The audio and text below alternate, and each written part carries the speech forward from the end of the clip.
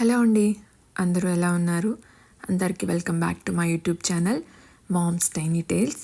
So ఈరోజైతే నేను ఒక ఇంపార్టెంట్ టాపిక్తో అయితే మేము ముందుకు వచ్చేసాను. So especially for upcoming graduates video అయితే చాలా యూస్ఫుల్ ఉంటుందని నేను అనుకుంటున్నాను. మీకు కనుక యూస్ఫుల్ ఉంటే మీ ఫ్రెండ్స్కి వాళ్ళకందరికీ షేర్ చేయండి. అండ్ ఈ వీడియో చేయడానికి కారణం ఏంటంటే నేను ఇప్పుడు జాబ్ సర్చ్ చేస్తున్నానండి. ఆల్మోస్ట్ 1 month 15 days నుంచి చాలా స్ట్రగుల్ అవుతున్నాను. చాలా కష్టంగా ఉందన్నమాట. సో నాకు అనిపించింది, ఎక్స్పీరియన్స్ నుండే ఇంత కష్టంగా ఉంటే అసలు ఫ్రెషర్స్కి జాబ్స్ ఎలా వస్తాయి అంటే రావని కాదు, ఎంత కష్టం ఉంటుంది. మా టైంలో మేము పోల్చుకున్నప్పటికి ఇప్పటికి చాలా అంటే చాలా మార్పులు వచ్చినాయి. అసలు అవి ఏంటి, సో ఎలా ప్రిపేర్ అవ్వాలనేసి అయితే నేను ఈ వీడియోలో చెప్దాం అనుకుంటున్నాను. So first of all upcoming graduates or Gen Z kids అందరూ ఎలా ఉన్నారు? సో అసలు ఏం చేస్తున్నారండి మీరు? కాలేజ్కి వెళ్ళి ఇంటికి వచ్చాక ఇన్స్టాగ్రామ్ స్క్రోల్ చేసుకోవడం, లేదంటే ఐపీఎల్ చూడడం, ఇవి చూడడం అవి చూడడం, అలాగే టైం వేస్ట్ చేస్తున్నారా? ఆర్ లేదంటే మీ అకాడమిక్స్ కాకుండా ఇంకా వేరే ఏమైనా చేస్తున్నారా? ఓన్లీ రికార్డ్స్ రాసామా, సబ్మిట్ చేసామా, అసైన్మెంట్స్ చేసామా, ఇవి కాకుండా ఎక్స్ట్రా మీరు ఏం చేస్తున్నారు? ఒకవేళ మీరు ఓన్లీ అకాడమిక్స్ మీద ఏంటది కాన్సన్ట్రేట్ చేస్తే దెన్ మీకు జాబ్ రావడం అయితే చాలా అంటే చాలా కష్టం అండి. ఎందుకు అంటే మేము యాక్చువల్లీ 2017 పాస్డ్ అవుట్ అనమాట. సో అప్పుడు మాకు జాబ్స్ రావడం అంత కష్టం కాదు అప్పుడు, ఎందుకంటే ఏఐ అన్నది లేదు. సో అప్పుడు ఇలా హ్యాకథాన్ అని కానీ అండ్ లింక్డ్ఇన్ అవన్నీ అప్పుడప్పుడే స్టార్ట్ అవుతున్నాయి అనమాట. అవి మార్కెట్లో అప్పుడప్పుడే వస్తున్నాయి. సర్టిఫికేషన్స్ అని అవి అప్పుడు అంత లేదు. అప్పుడే మాకు జాబ్ రావడం కొంచెం కష్టంగా ఉండేది. బట్ ఇప్పుడు అసలు మార్కెట్లో ఎన్నో వచ్చినాయని మీకే తెలుసు. ఏఐ అని మీకు తెలుస్తుంది కదా, బికాజ్ ఇప్పుడు డిఫరెంట్ బ్రాంచెస్ ఉన్నాయి. మాకు అప్పుడు only computer science, electrical, mechanical ఇలా ఉండేవి. బట్ ఇప్పుడు ఏంటంటే కంప్యూటర్ సైన్స్లోనే స్పెషలైజేషన్స్ ఉంటున్నాయి కదా, మెషిన్ లెర్నింగ్, ఆర్టిఫిషియల్ ఇంటెలిజెన్సీ ఇలా అని. సో ఏఐ వల్ల జాబ్స్ అన్నది చాలా మటుకు తగ్గుతుంది. సో ఇప్పుడు 100% ఇప్పుడు ఒక జాబ్ ఓపెనింగ్, ఒక 10 ఓపెనింగ్స్ ఉంటే ఏఐ వచ్చాక ఆ పొజిషన్ ఆల్మోస్ట్ 6 to 7 వరకే వస్తున్నాయి. అంటే మిగతా 4 ఏఐ రీప్లేస్ చేస్తుంది. మా టైంలో అంటే 2017 2015 ఆ టైంలో ఫ్రెషర్ రెజ్యూమ్ అంటే ఎలా ఉండేదంటే మెయిన్ మా ఇంట్రడక్షన్ లైక్ ప్రొఫెషనల్స్ అంటే ఎక్స్పీరియన్స్ లేకపోయినా మా కెరియర్ గోల్ ఏంటి, కెరియర్ ఆబ్జెక్టివ్ ఏంటి అని ఒకటి ఉండేది. నెక్స్ట్ వచ్చేసి మా అకాడమిక్స్ అంటే ఇంజనీరింగ్లో ఎంత మార్క్స్ వచ్చినాయి, 10th ఇంటర్లో, సెకండ్ ఇయర్లో ఇవి, అండ్ మా అడ్రస్ అవి తప్పించి మా ఏంటది ఫైనల్ ఇయర్లో ప్రాజెక్ట్ చేస్తాం కదా, అవి తప్పించి మిగతావి ఏమీ ఉండేవి కాదు. ఎందుకంటే అప్పుడప్పుడే మాకు హ్యాకథాన్ అని అవి స్టార్ట్ అయినాయి, కానీ అవి ఎంత సీరియస్గా ఎవరు తీసుకోలేదు. బట్ ఇప్పుడు అలాంటి రెజ్యూమే కనుక మీరు ఉంటే కనుక కంపల్సరీ మీ రెజ్యూమ్ అయితే సెలెక్ట్ అవ్వదండి. ఎందుకంటే ఇప్పుడు సపోజ్ నేను ఒక హైరింగ్ మేనేజర్ అనుకోండి, నేను ఒక పర్సన్ హైర్ చేసుకుంటున్నాను. ఒక పర్సన్కి ఆ రెజ్యూమ్లో academics just first class only 60, ప్రతి 10th ఇంటర్ అన్నీ 60 ఉన్నాయి. బట్ ఆల్ రెజ్యూమ్లో ఏమున్నాయంటే ఇంటర్న్షిప్ చేశారు, హ్యాకథాన్ పార్టిసిపేట్ చేశారు కాంపిటీషన్స్లో, అండ్ వెబినార్స్ అటెండ్ అయ్యారు, అండ్ సర్టిఫికేషన్స్ చేశారు. అండ్ ఇంకో పర్సన్ ఏంటంటే తను ఆల్మోస్ట్ అన్ని అబౌట్ డిస్టింక్షన్ లైక్ 85, ప్రతి దాంట్లో 10th సెకండ్ ఇయర్ అన్నీ 85 ఉన్నాయి. బట్ ఓన్లీ అవి తప్ప ఏ సర్టిఫికేషన్ చేయలేదు. ఫైనల్ ఇయర్లో చేయాల్సిన ఒక ప్రాజెక్ట్ చేశారు, అంతే. సో అప్పుడు నేను ఏది ప్రిఫర్ చేస్తాను? ఆబ్వియస్లీ నేను ఆ అబ్బాయికి 60% వచ్చినా కూడా బట్ తనకు కొన్ని ఎక్స్పీరియన్సెస్ ఉన్నాయి అండ్ తనకి ఇంట్రెస్ట్ కూడా చూపిస్తున్నాడని నేను ఆబ్వియస్లీ ఆ 60% ఉన్న ఆ రెజ్యూమ్ని నేను సెలెక్ట్ చేసుకుంటాను. సో మీరు కూడా ఓన్లీ జస్ట్ మార్క్స్ ఉంటే సరిపోతాయని అనుకుంటే పప్పులో కాలేసినట్టే. సో అట్లీస్ట్ ఇప్పుడన్నా మీరు ఇప్పుడు 2025 పాస్డ్ అవుట్ అనుకోండి, మీకైతే చాలా తక్కువ టైం ఉంది. బట్ 26 27లో పాస్డ్ అవుట్ అవుతున్నారంటే మీకు చాలా టైం ఉందండి. అట్లీస్ట్ ఇప్పటి నుంచైనా మీరు కెరీర్ మీద ఫోకస్ చేయండి. జస్ట్ జాలీగా తిరిగేసి ఎగ్జామ్స్ రాసేసి అన్నీ పాస్ అయిపోయాము అంటే చాలా అంటే చాలా కష్టంగా ఉంటుంది.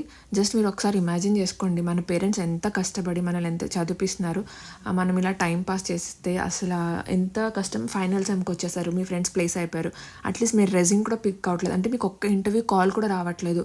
అలాంటి సిచ్యువేషన్లో మీరు ఉంటే అప్పుడు మీరు రిగ్రెట్ అవ్వే దానికంటే అట్లీస్ట్ ఇప్పటి నుంచి మీరు ట్రై చేయండి. ట్రై చేస్తే అవ్వదంటూ ఏదీ లేదు. మీరు కనుక నిజంగా కెరియర్లో సక్సెస్ అవ్వాలి, ఐటీ ఫీల్డ్లో జాబ్ చేయాలి. నేను ఓన్లీ ఐటీ కోసం మాట్లాడుతున్నాను బికాస్ నేను ఐటీ ఫీల్డ్లోనే ఉన్నాను కాబట్టి. సో మిగతా ఫీల్డ్స్ కోసం నాకు తెలియదు. సో మీరు కనుక నిజంగా ఐటీలో జాబ్ చేయాలి, ఐటీలో ఉండాలి అనుకున్న వాళ్ళైతే ఇప్పటి నుంచి నా కెరియర్ని సీరియస్గా తీసుకోండి. అండ్ ఈ వీడియో మెయిన్గా నేను చేయడానికి ఏంటంటే దూరపు కొండలు నునుపు అంటారు కదా, సో అలాగా మా ఇంట్లోనే మా చెల్లి వాళ్ళు ఉన్నారు. వాళ్ళు ఇప్పుడు ఇంజనీరింగ్ చేస్తున్నారనమాట.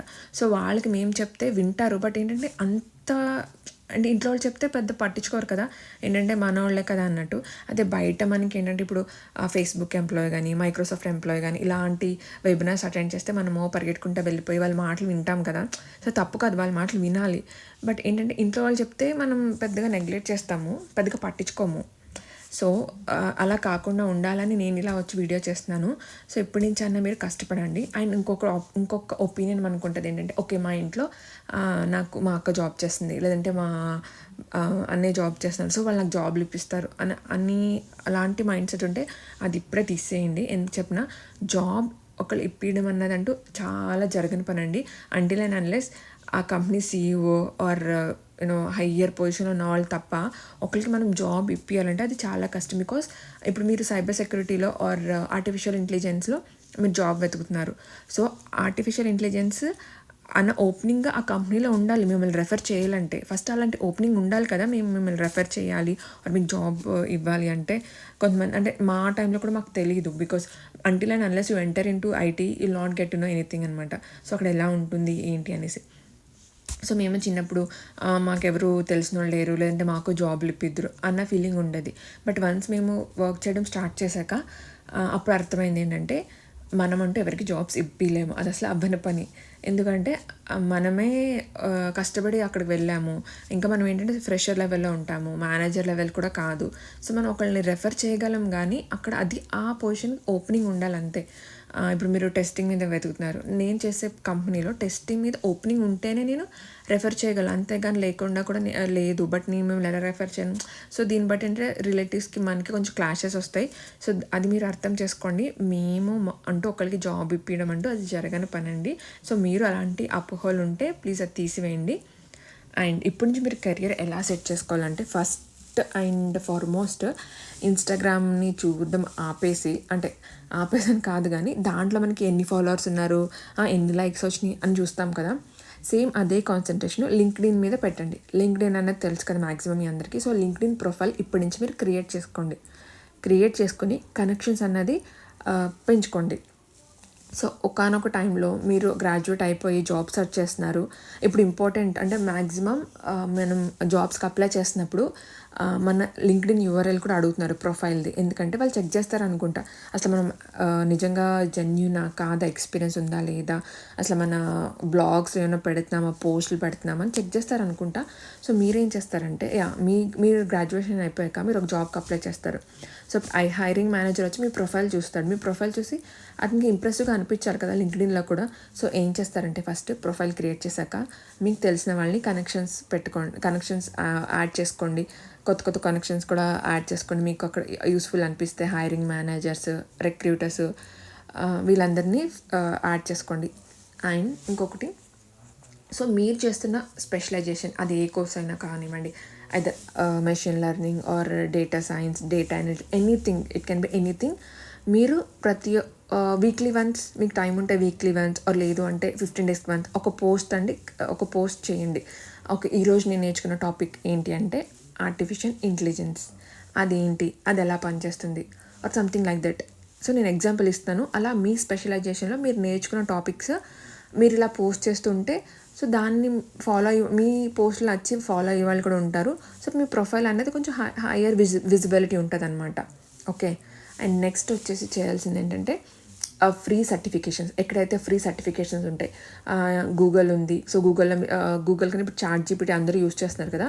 సో ChatGPTని వెళ్ళి అడగండి ఎక్కడెక్కడ ఫ్రీ సర్టిఫికేషన్స్ ఉన్నాయి. ఇప్పుడు నేను చేస్తున్న బ్రాంచ్ వచ్చేసి మెషిన్ లెర్నింగ్. సో ఈ మెషిన్ లెర్నింగ్కి ఎటువంటి ఫ్రీ సర్టిఫికేట్స్ ఉన్నాయి అవన్నీ గూగుల్ చేస్తే మనకు వస్తాయి కదా.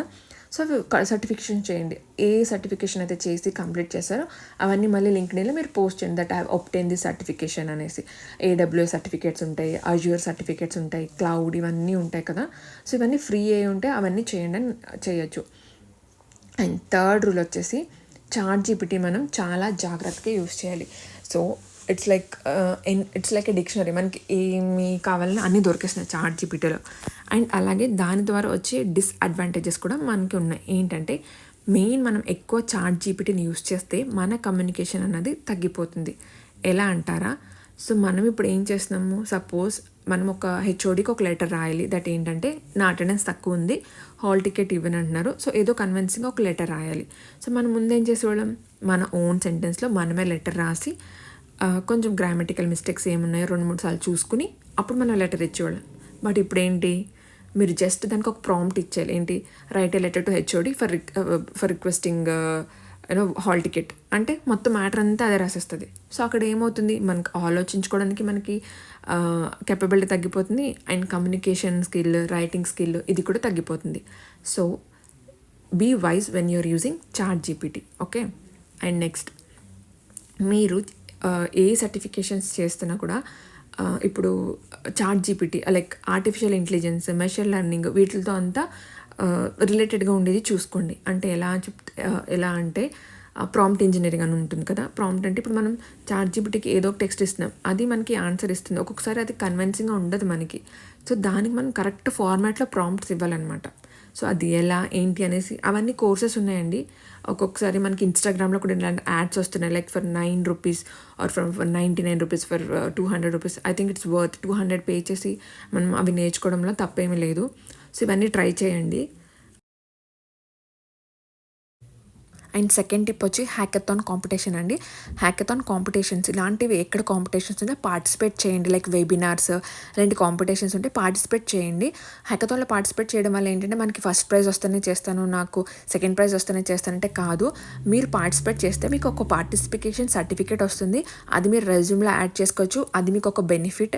అండ్ నెక్స్ట్ వచ్చేసి మీరు డిఫరెంట్ కాలేజ్ పీపుల్ మీట్ అవుతారు. సో వాళ్ళ మైండ్ సెట్ తెలుసుకుంటారు. అదొక కైండ్ ఆఫ్ ఎక్స్పోజర్ అవుతుంది. సో వాళ్ళలాగా ఫ్యూచర్కి రెడీ అవుతున్నారు, వాళ్ళ కాలేజెస్లో ఎటువంటి ఇన్నోవేషన్స్ చేస్తున్నారు, ఎప్పుడు మన కాలేజ్లో మనం ఏం చేసామన్నది కాకుండా అలాంటి ఈవెంట్స్కి వెళ్తే మనకి ఎక్స్పోజర్ అని పెరుగుతుంది, ఒకరితో ఒకరు ర్యాపో పెరుగుతుంది. సో మంచి విషయాలు నేర్చుకోవచ్చు. అండ్ మీకు అక్కడ ప్రాబ్లమ్ స్టేట్మెంట్స్ ఇస్తారు కదా హ్యాకథాన్లో, మీకు అక్కడ సాల్వ్ చేయడానికి రాకపోయినా పర్లేదు, ఇంటికి వచ్చి మీరు దానిపైన వర్క్ చేయండి. మేబీ అది మీరు ప్రాజెక్ట్ ఇంటర్వ్యూ టైంలో దానికోసం మీరు డిస్కస్ చేసుకోవచ్చు కదా. ఆ పాయింట్ మీకు నచ్చచ్చు. ఏంటంటే మేము హ్యాకథాన్ అక్కడ వినేసి ఇంటికి వచ్చి మా పని మేము చేసుకున్నామని కాకుండా నాకు అక్కడ సాల్వ్ చేయడానికి రాలేదు, బట్ ఇంటికి వచ్చాక I have try different approaches, నాకు ఈ అప్రోచ్ వర్క్ అయింది అని మీరు ఏంటంటే మీ హైరింగ్ మేనేజర్ని ఇంప్రెస్ చేయొచ్చు అనమాట. సో ఇది వచ్చి second tip. And third tip వచ్చి పెయిడ్ ఇంటర్న్షిప్స్ అండి.